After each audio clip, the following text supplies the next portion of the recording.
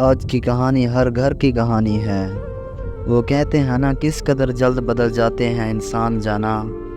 شادی کے بعد سب سے زیادہ تکلیف دہ وقت وہ تھا جب شادی کے لیے لی گئی چھٹیاں ختم ہو گئی تھی۔ میں پہلے دن آفس کے لیے نکلا تو وہ مجھے کہنے لگی، آپ میرے پاس سے اٹھ کر جا رہے ہیں، مجھے تو ایسا لگ رہا ہے جیسے آپ میری سوتن کے پاس جا رہے ہیں جو پورے دن کے لیے آپ پر اپنا قبضہ جمائے رکھے گی۔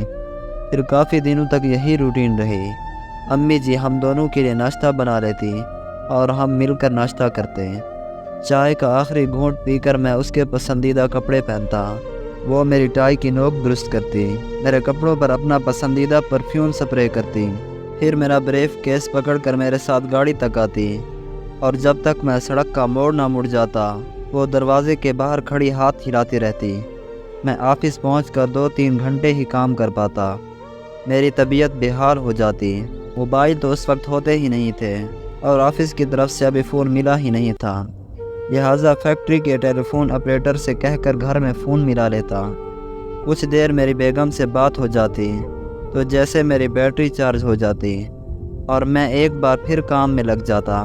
کسی دن اگر میں مصروفیت کی وجہ سے اسے فون نہ کر پاتا تو مجھے اس کی کال آ جاتی، تھوڑی دیر تک تو کال نہ کرنے کا گلہ کرتی اور پھر اس کے بعد بڑی دیر تک اس کی آواز میرے کانوں میں رس گھولتی رہتی۔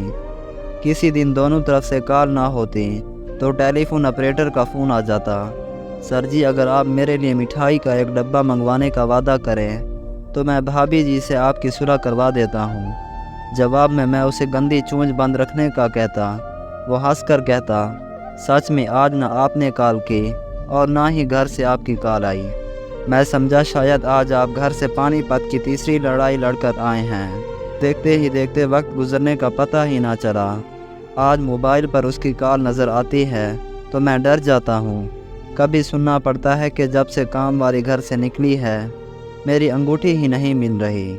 کبھی کسی بچے سے الجھ کر مجھے فون کر دیتی ہے اور سارا الزام مجھ پر آ جاتا ہے کہ میں نے اس کے بچوں کے اناج اٹھا کر انہیں خراب کر دیا ہے۔ کبھی کبھی مجھے کال پر حکم آ جاتا ہے کہ آتے ہوئے ٹیلر سے میرے کپڑے لیتے آنا۔ کبھی صرف یہ کہنے کے لیے فون کر دیتی ہے کہ آج آفس بوائے سے کہہ کر گاڑی ضرور دھلوا لینا۔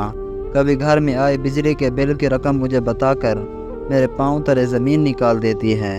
کبھی مجھے وہ فون کر کے پوچھتی ہے کہ آج کیا پکاؤں، تو بے اختیار منہ سے نکل جاتا ہے کہ جو چاہے پکا لو، لیکن کھاتے وقت پتہ چل جانا چاہیے کہ آج کیا پکایا ہے۔ اور کبھی سارا دن اس کا فون نہ آنا اس بات کا اعلان ہوتا ہے کہ گھر میں سب خیر خیریت ہے۔